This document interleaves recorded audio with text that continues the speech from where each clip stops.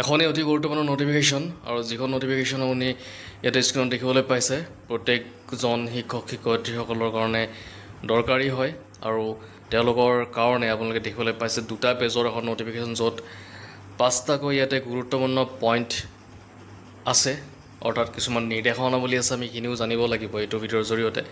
তো প্ৰথমতে চাওক এইখন notification 17/8/2026 office of the mission director সমগ্ৰ শিক্ষা অসমৰ ফালৰ পৰা পঠিয়াই দিছে সমগ্ৰ শিক্ষা অসমৰ মিছন ডিৰেক্টৰে আৰু কালিকে পঠিয়াই দিছে চাওক প্ৰত্যেকখন ডিষ্ট্ৰিক্টৰ the additional district commissioner education district mission coordinator সমগ্ৰ শিক্ষা all district inspector of school all district district elementary education officer all ডিষ্ট্ৰিক্টটো দেখিবলৈ পাইছে প্ৰত্যেকখন ডিষ্ট্ৰিক্টলৈকে পঠিয়াই দিয়া হৈছে।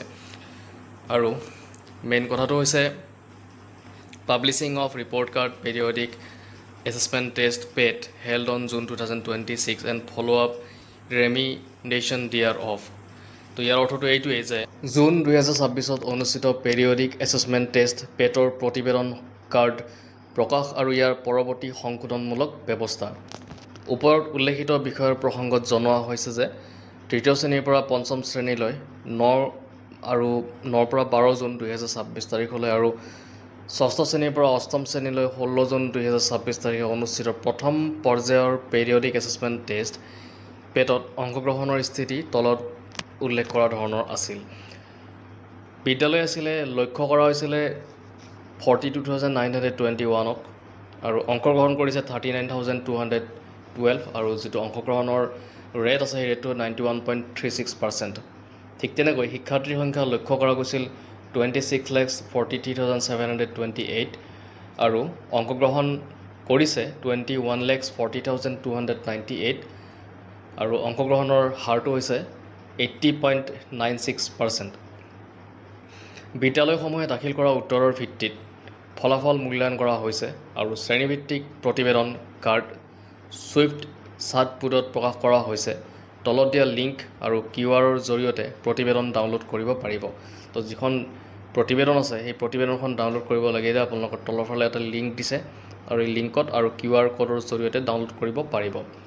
সেয়েহে সকলো জিলাক সংশ্লিষ্ট বিদ্যালয়সমূহক শ্ৰেণীভিত্তিক প্ৰতিবেদন কাৰ্ড ডাউনলোড কৰি তলত উল্লেখ কৰা কাৰ্যসমূহ যথাযথভাৱে সম্পন্ন কৰিবলৈ নিৰ্দেশ দিবলৈ অনুৰোধ কৰা হৈছে।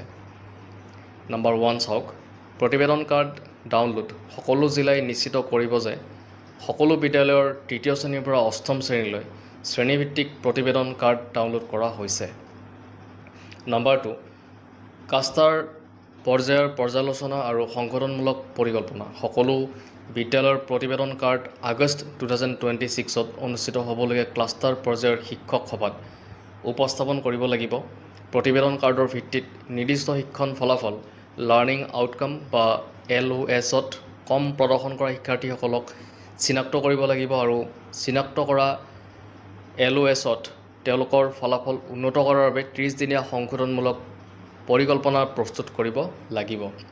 তো দেখিবলৈ পালে যিসকলৰ যি ফলাফল আছিল এই ফলাফলত যদি লাৰ্ণিং আউটকামটো কমকৈ আহিছে তেতিয়াহ'লে তেওঁলোকক 30 দিনীয়া এটা সংশোধনমূলক পৰিকল্পনা তেওঁলোকৰ কাৰণে প্ৰস্তুত কৰিব লাগিব যাতে তেওঁলোক কেনেকৈ ৰেমিডিয়েল দিয়া হয় সেইটো কথাক লৈ পেলাই ইয়াতে আহিছে নম্বৰ 2টোত।